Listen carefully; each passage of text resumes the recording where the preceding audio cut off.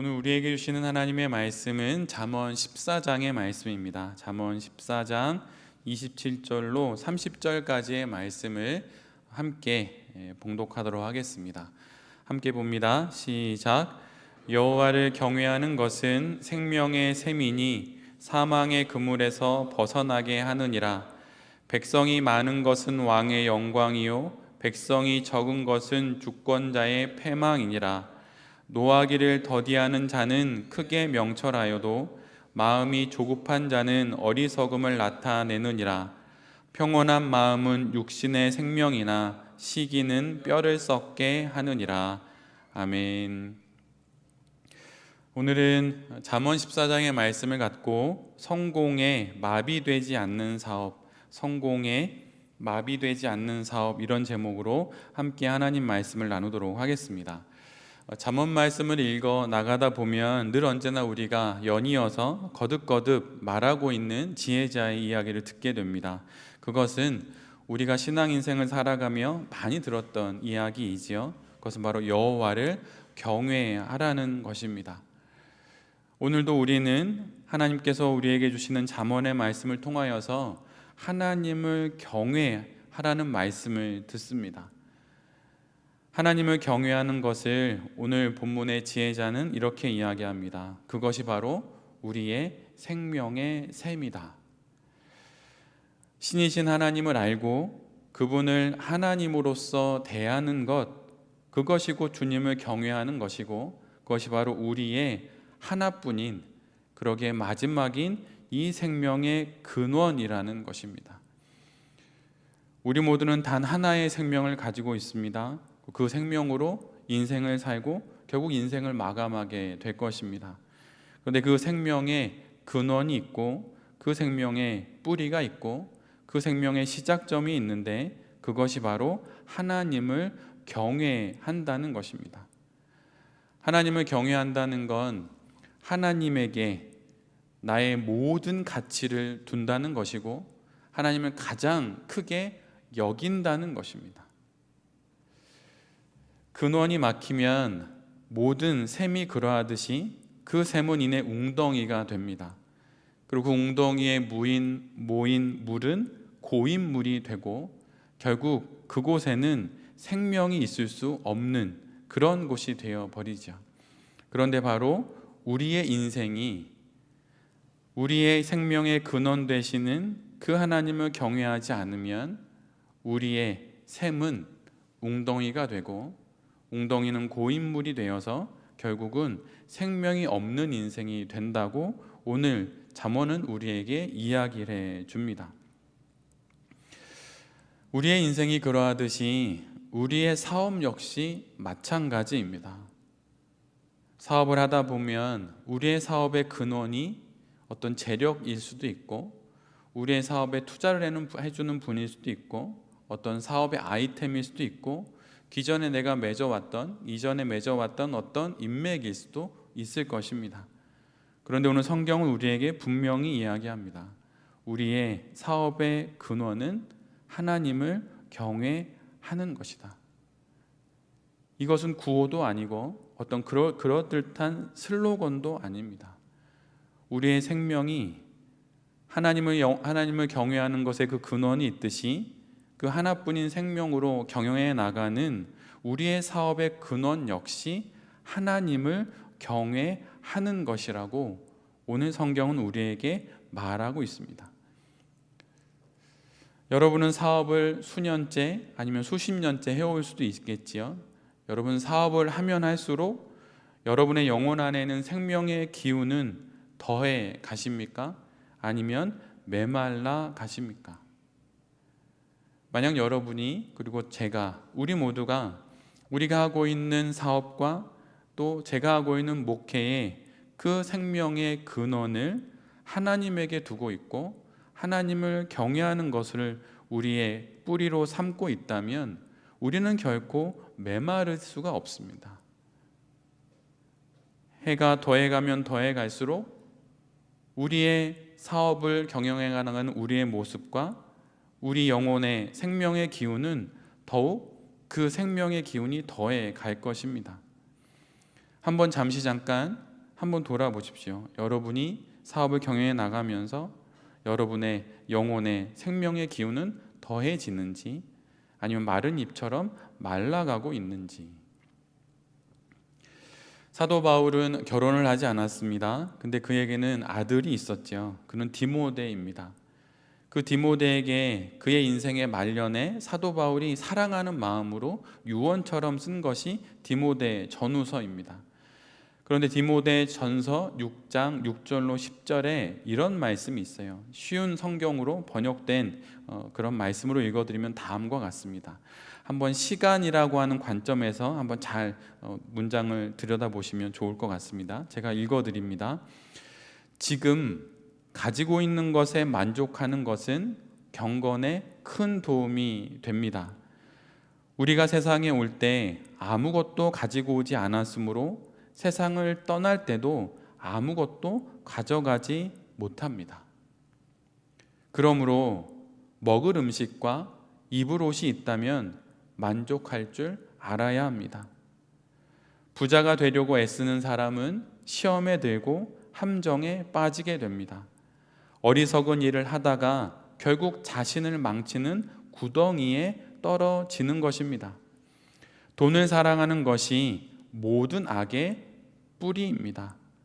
돈을 더 많이 얻으려다가 진실한 믿음에서 떠나고 오히려 더 큰 근심과 고통만 당하게 됩니다.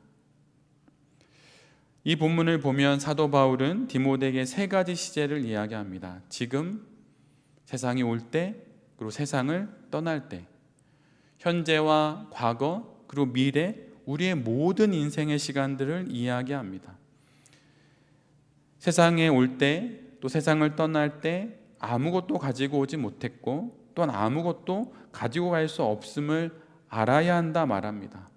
그리고 그 지식과 지혜로 지금 가지고 있는 것에 만족하는 것이 경건에 큰 도움이 된다는 말입니다.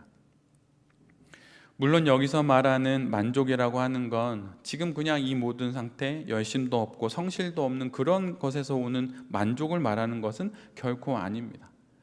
지금 주신 것, 시간의 유한함 속에서 이후에 만나게 될 하나님을 보는 영혼의 시선을 갖고 그 지혜를 갖고 지금 내 소유 안에 있는 것들을 재어보고 이것을 통하여서 하나님의 은혜를 보라는 것입니다. 그것을 통하여서 취할 것과 버릴 것을 판단함으로 경건에 큰 도움이 된다고 말하는 것입니다. 시간의 유한함을 알아서 순간을 판단하고 시간의 유한함을 알아서 성공을 판단하라는 것입니다. 지금보다 더 성공하여서 더 돈을 많이 벌어서 과거를 보상받고 지금보다 더 많이 성공하여서 미래를 보장받으려는 그런 생각에서 떠나라는 것입니다. 그래서 하나님이 아닌 내 손에 쥔 돈으로 대표되는 성공으로 나의 과거의 시간을 고치고 미래의 생명을 확보하려는 것이 얼마나 어리석은 일인지를 알라고 사도는 말하고 있습니다. 돈을 더 많이 벌면 지금 내가 겪고 있는 시련과 고통이 사라질 것이라고 하는 그 기대가 결국 유한한 시간을 살 수밖에 없는 우리가 죽음 앞에서 그 모든 것들이 물거품이 된다는 것을 알므로 말미암아 사도 바울은 우리에게 더욱더 궁극적인 실제이신 하나님을 보라고 말하는 것입니다. 소용돌이치는 돈으로 대표되는 세상의 그 성공 속에서 정신을 차리고 자신의 생명의 셈이 무엇인지를 바라봐야 한다는 것이에요. 사업의 성공의 여부가 무엇에 달려 있습니까? 그것은 아마 돈이라고 많이들 이야기할 것이에요. 그런데 사도는 명확하게 이야기합니다. 돈을 사랑하는 것이 모든 악의 뿌리입니다. 사랑한다는 것은 그 사랑하는 것을 위해 나머지 모든 것을 사용하는 것입니다. 사랑에는 그런 의미가 있어요. 내가 이것을 사랑한다는 것은 사랑하는 그것을 지키기 위해 그것을 간직하기 위해 나머지 모든 것을 사용한다는 의미가 있습니다. 돈을 더 많이 얻기 위해, 성공하기 위해 모든 가치들을 뒤로 하고 있고, 심지어 하나님마저 뒤로 한다면 그것은 돈을 사랑하고 있는 것입니다. 사랑은 모든 가치를 빨아들이는 블랙홀과 같은 그런 성격이 있기 때문이에요. 가끔 사업을 할 때 첫 만남에서 저 교회 다니는 장로입니다, 저 목사입니다, 이러면 오히려 더 조심해야 한다는 사업가분들의 이야기를 들었습니다. 왜 그런 것일까요? 하나님을 사용하는 이들이 많기 때문이에요. 그런데 그들이 하나님을 사용하여서 그들이 정말 얻고자 하는 것이 무엇입니까? 바로 돈이고, 돈으로 대표되는 성공입니다. 그래서 돈을 사랑하고 하나님을 사용하는 것이죠. 그런데 성경은 우리에게 명확하게 말하고 있어요. 돈은 사용하는 것이지 사랑하는 것이 아니라고 말입니다. 마찬가지로 성공 역시 이러한 생각 속에서 우리가 바라봐야 하는 것입니다. 성공이 내 사업의 목적이 된다면 우리는 분명 반드시 하나님을 사용하게 되는 그 순간이 오게 될 것입니다.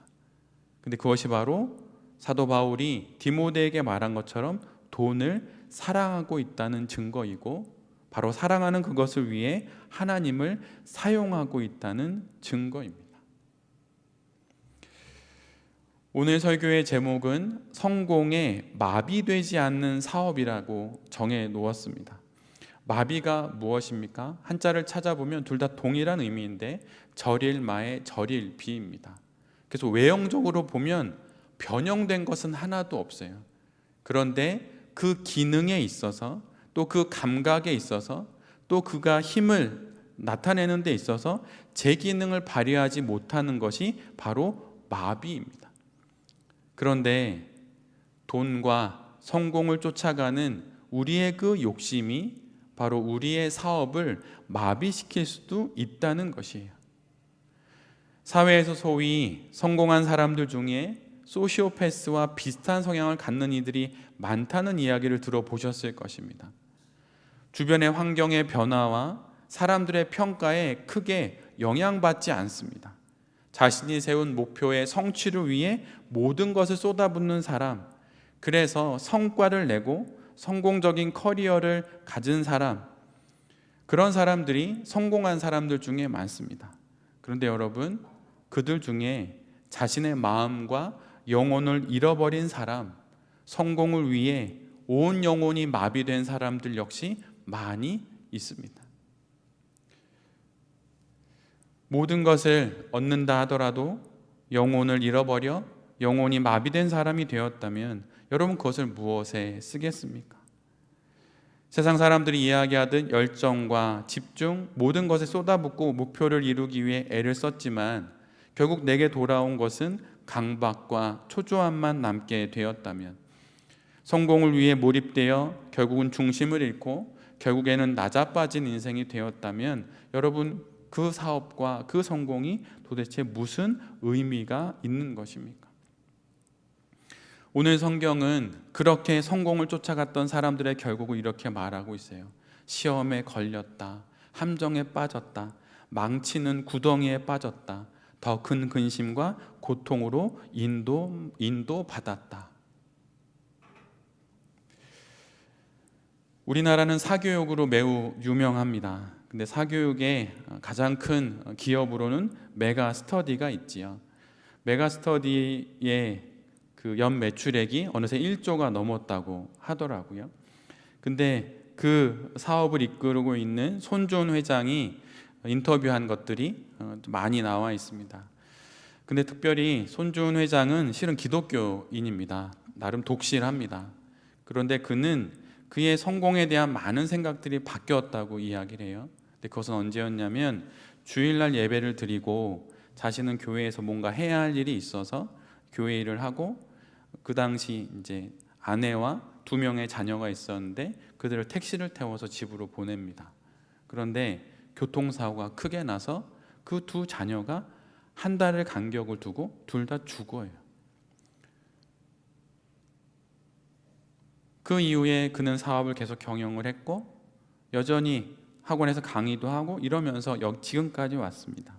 근데 그가 1조 원에 이르는 매출을 이루고 K-에듀라고 하는 이름으로 해외 진출을까지 꿈꾸면서 그가 이런 이야기를 해요.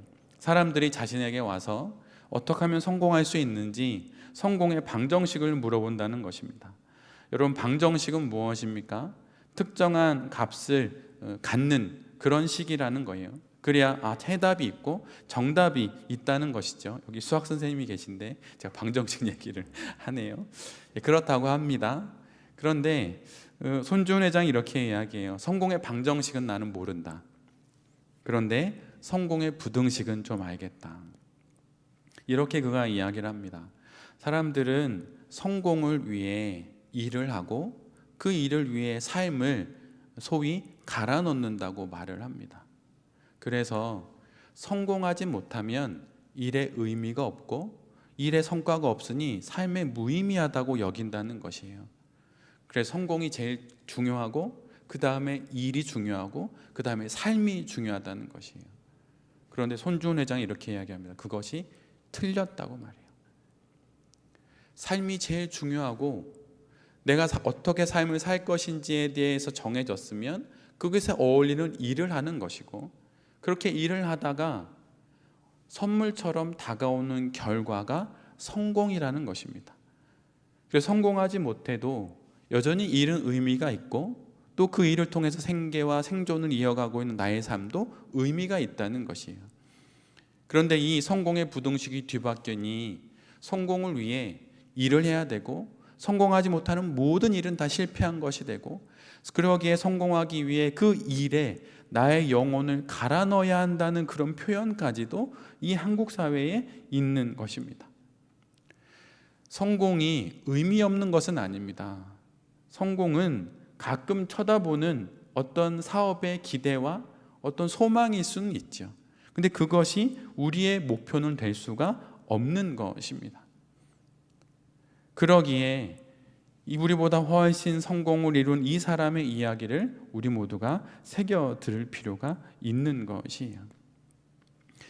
돈이 많은 분들의 이야기를 들을 때가 있고 돈이 없어서 가난하여서 고통 가운데 있는 분들의 이야기를 들을 때가 있습니다. 그런데 여러분, 그분들의 이야기를 듣다 보면 잘못된 기준을 갖고 부자가 되고 잘못된 기준으로 가난을 지나고 있는 분들의 이야기를 들을 때가 있어요. 그런데 그분들의 이야기를 정리해 보면 이런 겁니다. 부자의 가장 큰 리스크는 지금보다 돈이 더 늘어나지 않는 상황이라고 합니다.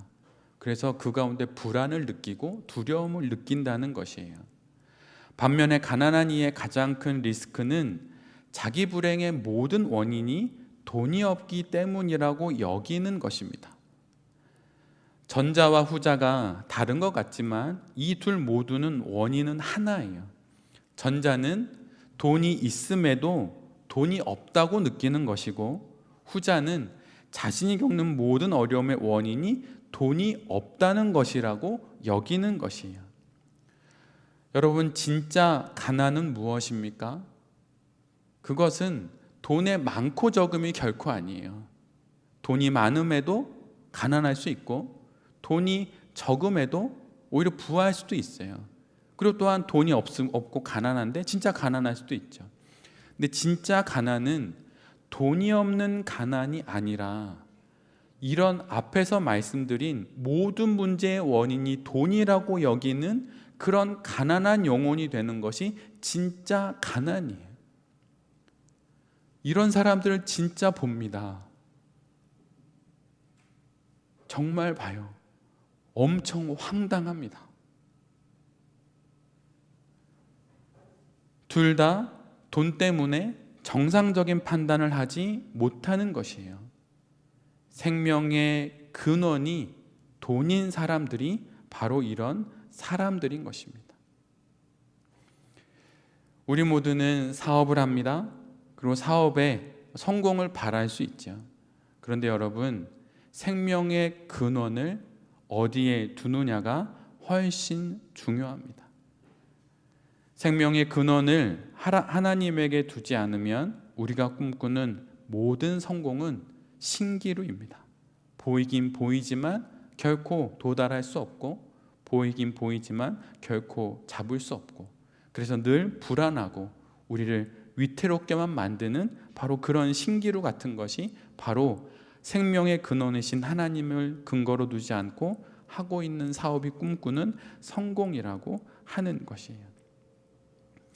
우리의 사업이 위태로워지고 우리의 사업가로서의 중심이 흔들리는 이유는 돈이 없기 때문이 아니에요.